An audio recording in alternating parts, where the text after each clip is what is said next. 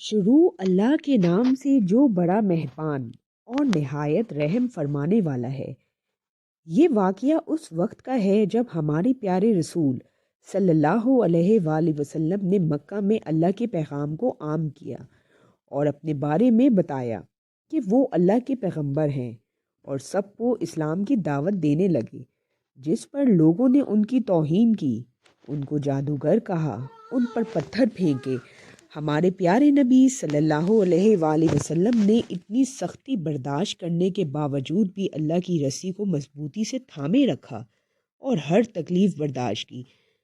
ابھی آپ صلی اللہ علیہ وآلہ وسلم تبلیغ کا کام کر ہی رہے تھے کہ آپ نے ایک دن ایک عورت کو دیکھا جو بہت ضعیف تھی۔ وہ بڑی مشکل سے اپنا سامان سر پہ اٹھا کر مکہ سے باہر جا رہی تھی۔ آپ صلی اللہ علیہ وآلہ وسلم اس کے پاس گئے اور فرمایا کہ اگر برا نہ مانو تو میں آپ کا سامان اٹھا کر آپ کی منزل تک پہنچا دوں، کیونکہ آپ بہت ضعیف ہیں اور اٹھا بھی نہیں پا رہی۔ وہ ضعیف عورت مسکرائی اور کہا کہ اس سے بہتر اور کیا ہوگا۔ آپ صلی اللہ علیہ وآلہ وسلم نے اس کا سامان اپنے مبارک کندھوں پہ اٹھایا اور اس کے ساتھ چلنے لگے کہ اتنی دیر میں اس عورت نے کہا کہ اے نوجوان، میں تمہیں بھی کہوں گی کہ تم بھی یہاں سے چلے جاؤ۔ سنا ہے یہاں ایک جادوگر آ گیا ہے، اس کا نام محمد ہے۔ وہ ہمارے خداؤں کو جھوٹا کہتا ہے۔ اس کے لفظوں میں اتنا جادو ہے کہ جو کوئی اس کی بات سنتا ہے اس پر ایمان لے آتا ہے۔ اے شخص، میں نے اپنی پوری زندگی اپنے خداؤں کی عبادت کی ہے اور اب میں نہیں چاہتی کہ اس آخری وقت میں اپنے خداؤں سے غافل ہو جاؤں اور اس جادوگر کی باتوں میں آ جاؤں۔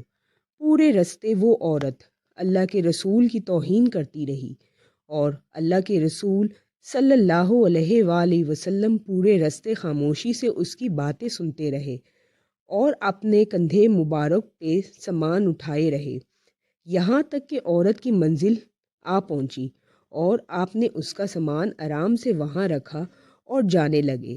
پھر اس عورت نے پوچھا کہ اے نوجوان، کون ہو تم؟ تم نے اپنا نام نہیں بتایا۔ اس پہ آپ صلی اللہ علیہ وآلہ وسلم نے فرمایا کہ پورے رستے جس محمد کی تم توہین کر رہی تھی وہ محمد میں ہی ہوں۔ عورت نے جیسے ہی آپ کے چہرے کا نور اور اخلاق دیکھا وہ قدموں تلے گر گئی اور کہا، میں نے اپنی پوری زندگی میں آپ جیسا شریف اور نیک انسان نہیں دیکھا، اور رونے لگ گئی، کہتی کہ آپ کے چہرے کا نور اس بات کی گواہی دیتا ہے کہ آپ کبھی جھوٹ نہیں بولیں گے۔ اس نے آپ سے معافی مانگی اور اسی وقت آپ کے آخری نبی ہونے پہ یقین لائی اور کلمہ پڑھ کر مسلمان ہو گئی اور واپس مکہ آ کر رہنے لگی۔ سبحان اللہ!